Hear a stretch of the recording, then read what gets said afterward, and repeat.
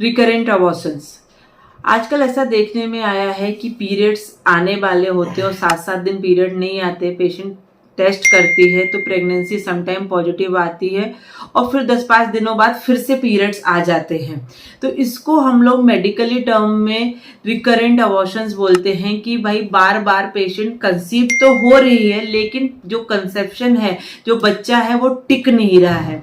तो इसका जब हम लोग वर्कअप करते हैं तो पता चलता है कि पेशेंट को टॉर्च पॉजिटिव आता है। टॉर्च मतलब जो वायरसेस रहते हैं, इन्फेक्शंस रहते हैं वो पॉजिटिव आते हैं। साइटोमेगेलो वायरस है, रुबेला वायरस है, हर्पिस वायरस है, ये सारे पॉजिटिव आते हैं।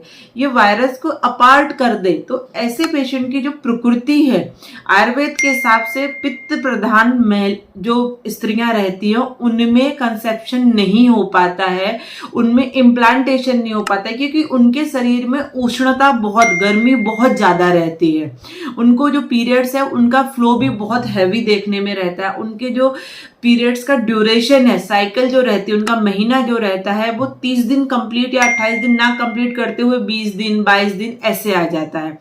तो ये आजकल हैबिचुअल अबॉर्शन की बहुत बड़ी वजह है।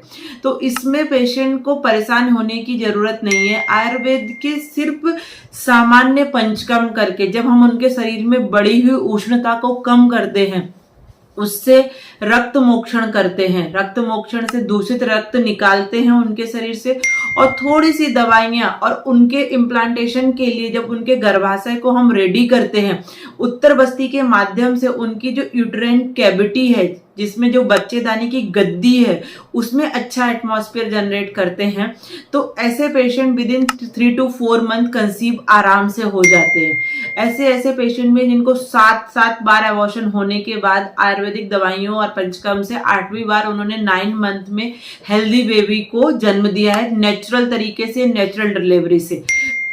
तो रिकरेंट अबॉर्शन में टॉर्च पॉजिटिव आते हैं, इनमें आप आयुर्वेद की मदद ले सकते हैं। अगर आपने अभी तक वर्कअप नहीं किया है कि टॉर्च पॉजिटिव है कि नहीं है, कोई बात नहीं, फिर भी आप कंसेप्शन नहीं हो पा रहे हैं तो उसके बाद भी आप आके ये सारी चीजें करा सकते हैं, पंचकर्म कर सकते हैं।